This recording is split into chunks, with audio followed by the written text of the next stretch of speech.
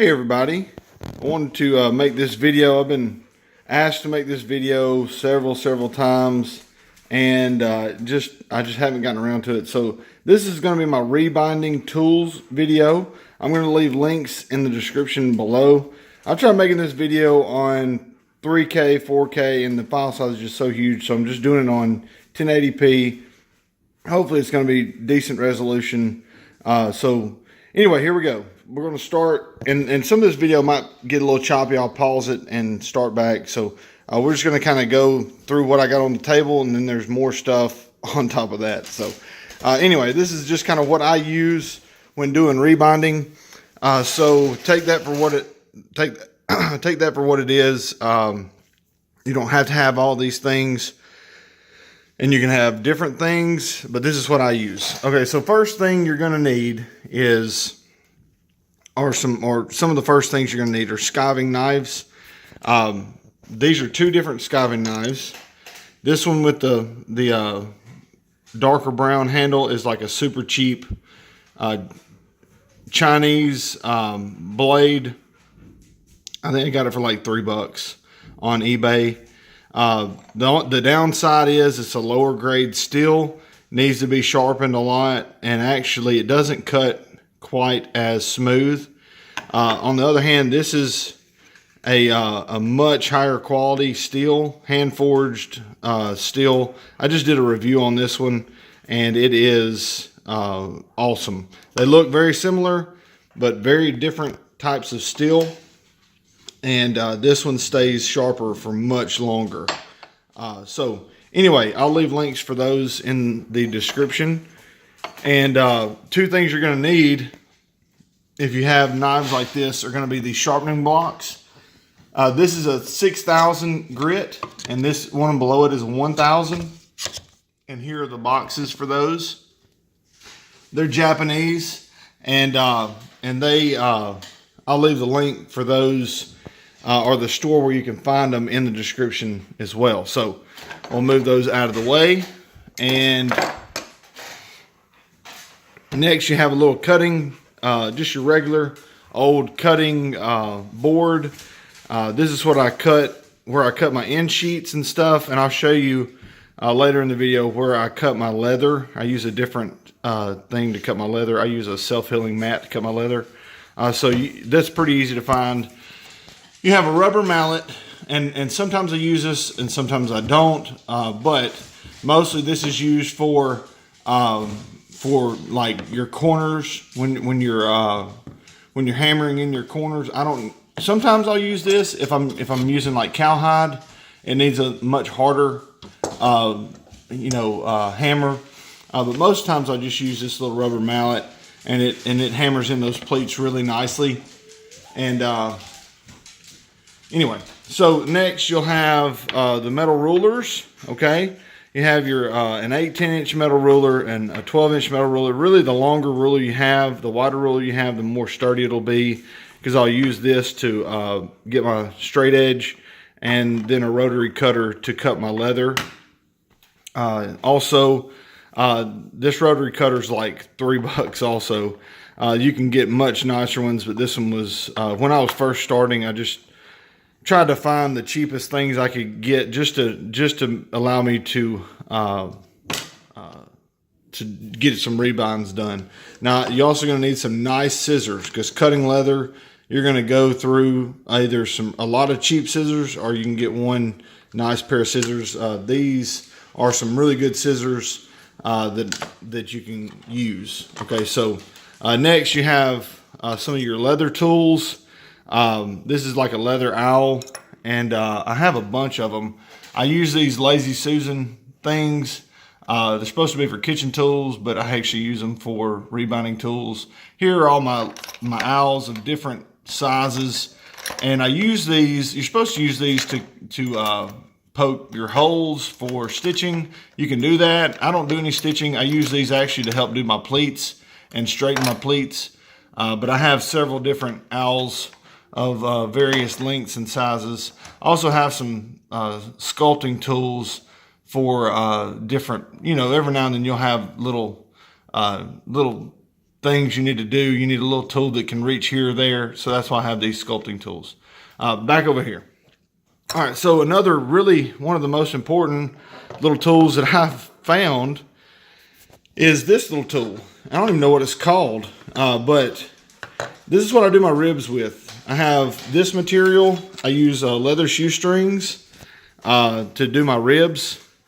So I have this width set about perfect for just a shade thicker than this shoestring material, and that allows me to press down for my ribs evenly.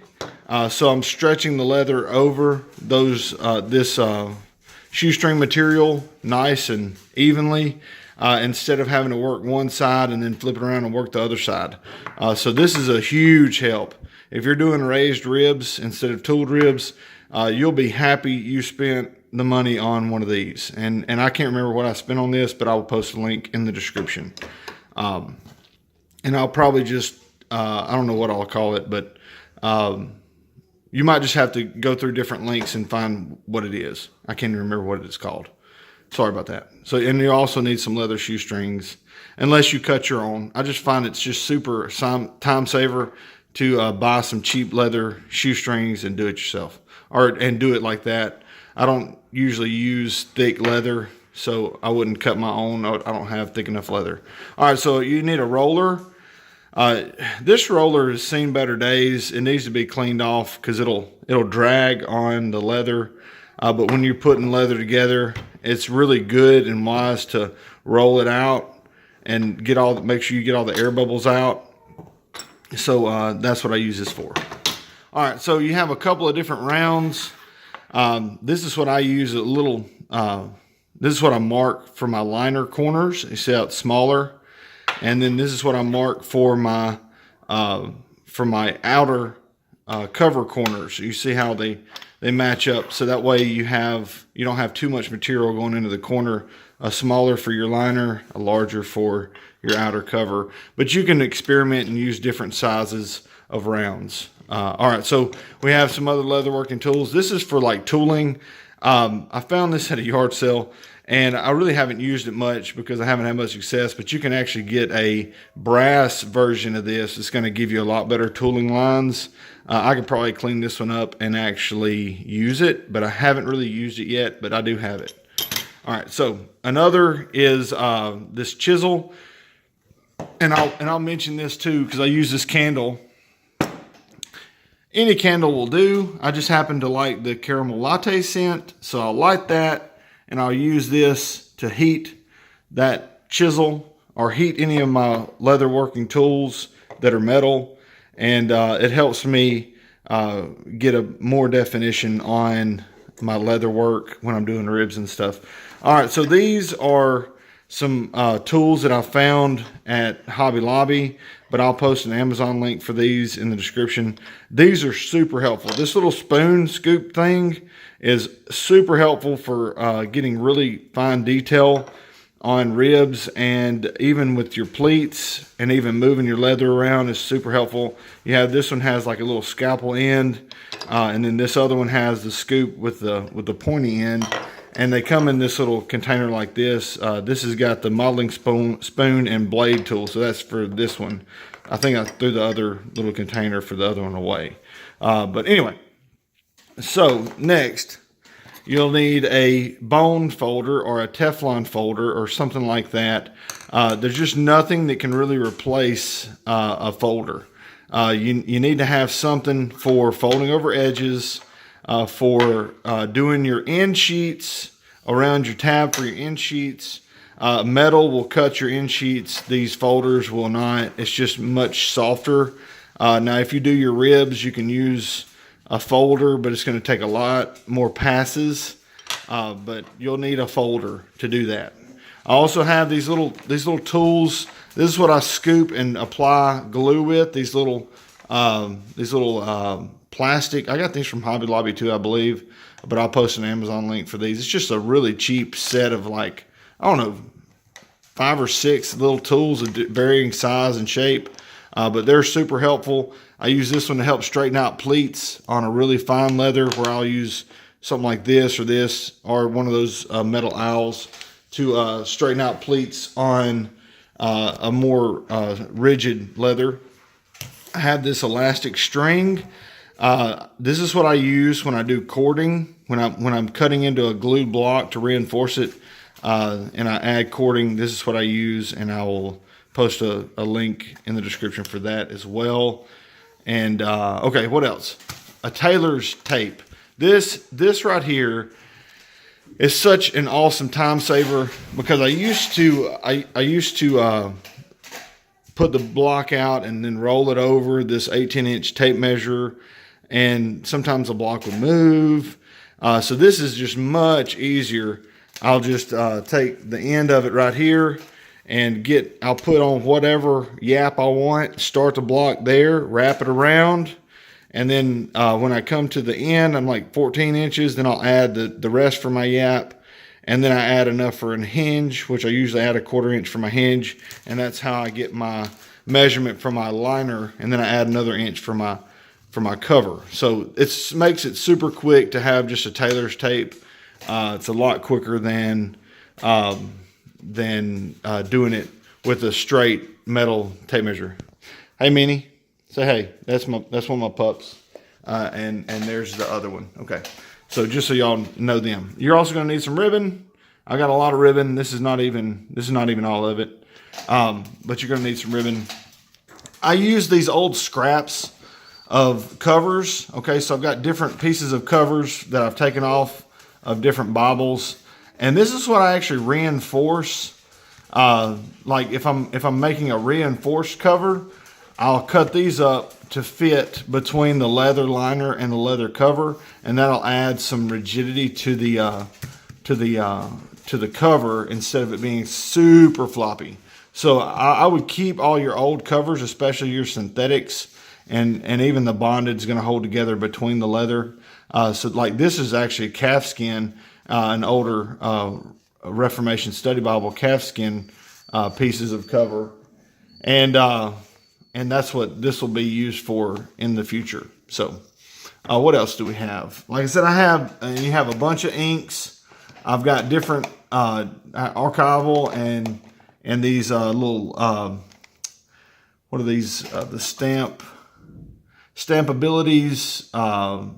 Acid-free ink pads, the color box, those are all really good as long as they're acid-free, and these little cosmetic sponges. I use these, or either if I've got the color even enough, I can just use the block. I'll take that top off and just take the block and go across the sheets to do my art gilding. All right, you're also going to need a lighter to singe your, or you can use a candle to singe the ends of the ribbons. That's how I do it. Or you could use some acrylic nail polish to do that. Either way would work. Again, I use these Lazy Susans. I have different tools in them.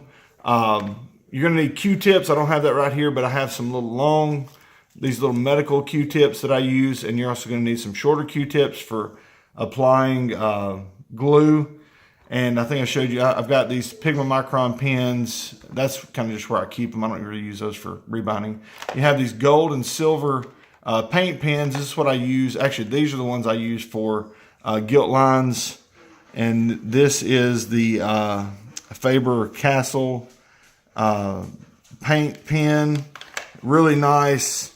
They're like $5 a piece, but they do a really good job on the gilt line, really even. A lot better than these other paint pens that they spread fairly unevenly. I got regular pens and these paint pens, but you can use any of these because you're on the underside of your suede side of your cover. You're going to need to make markings for the center, for the border of your ribs, for the border. I mean, you're going to need to make marks, and a regular pen's not going to work. That's why you're going to want to use a paint pen. Even if you don't do gilt lines, you're going to need a paint pen. And I have various other tools, a little butter knife that has the nose rounded off. I use that sometimes. Some different glues. Now here are the glues that I use. You have the cement the contact cement, and this is what I get at Walmart, but I'll post an Amazon link for that. And I'll post an eBay link for this PVA bookbinding glue. This one actually got wet. That's why the label's showing up weird, but it looks like this, and you can get it in varying sizes.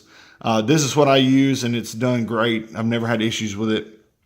And also, fabric glue is good. Now, it is a much quicker drying. It dries so much faster than regular PVA bookbinding glue, but it is very fast and very strong. So I've done some, when I ran out of glue, I've done some Bibles with just fabric glue. So it can be done, and it is actually really handy to have as well. So now we'll head out to where I cut leather, and I'll show you some leather.